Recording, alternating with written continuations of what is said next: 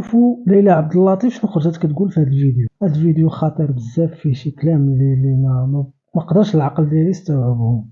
تكون فرنسا بال2025 تحت أجواء القلق وفي دائرة التهديد، والرئيس ماكرون بيتصدر الحدث.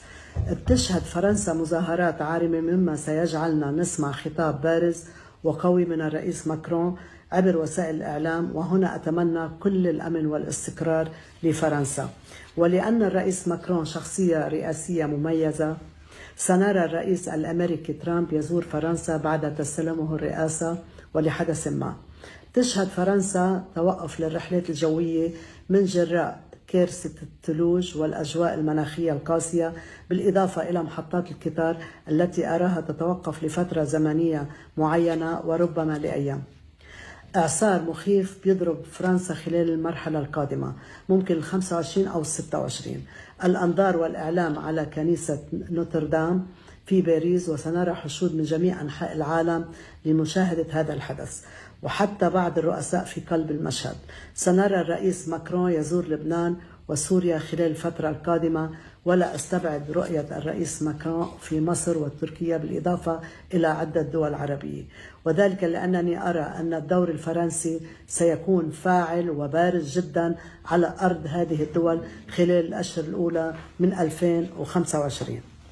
بريطانيا، سنرى أعمال شغب ومظاهرات وفوضى وتكسير ونهب يعم بريطانيا، والشرطة البريطانية بتتدخل وبتسيطر على الفوضى وبتستعيد الهدوء.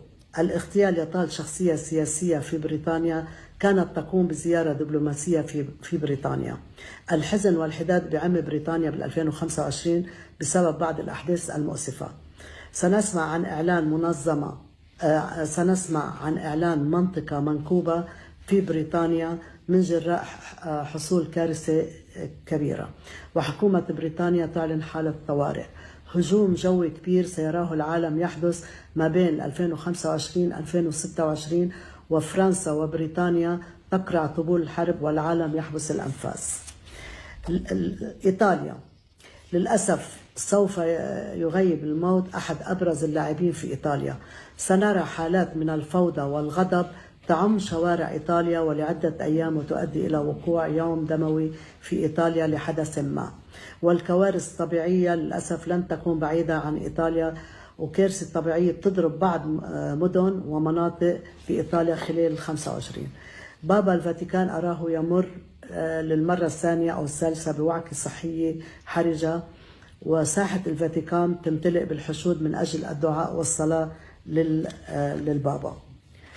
إفريقيا، الحروب تدق أبواب بنغلاديش وأثيوبيا ونيجيريا والصومال وعدد من دول إفريقيا بيطالها التدمير والخراب.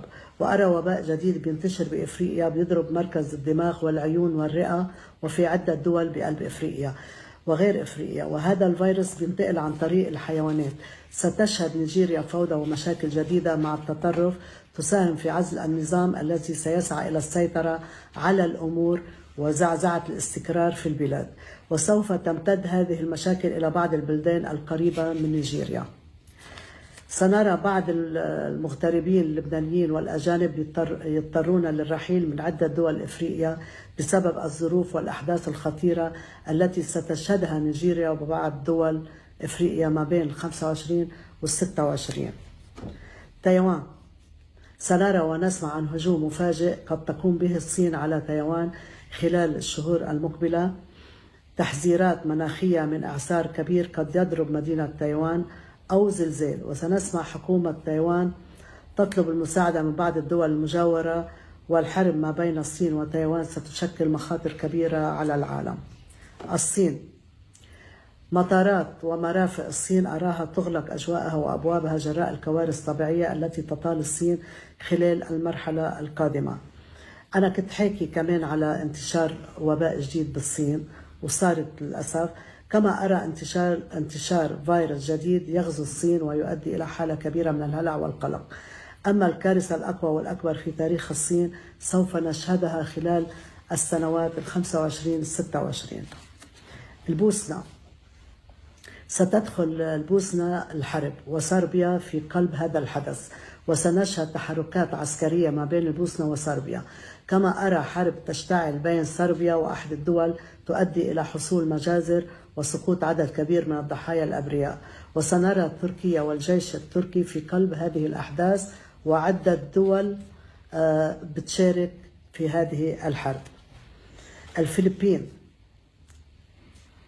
الفلبين خلال هذا العام لا أراها قد تنجو من حصول إعصار مخيف أو زلزال مدمر مع الأسف، وستكون الخسائر بملايين الدولارات، وقد تصل قوة هذه الهزة القوية أو الزلزال ما بين 7 أو 8 درجات، مما سيؤدي إلى حصول موجة تسونامي خطيرة تضرب سواحل وبعض مدن الفلبين. الأرجنتين انتوا قلتيه صح او اللي انتوا بتسميه تنبؤات او توقعات؟ بغيت كلشي كاع اللي يتفرج لهذا الفيديو في لي كومونتير يخلي لي يقول لي واش التوقعات فعلا غادي يكونوا ولا ما غيكونوش.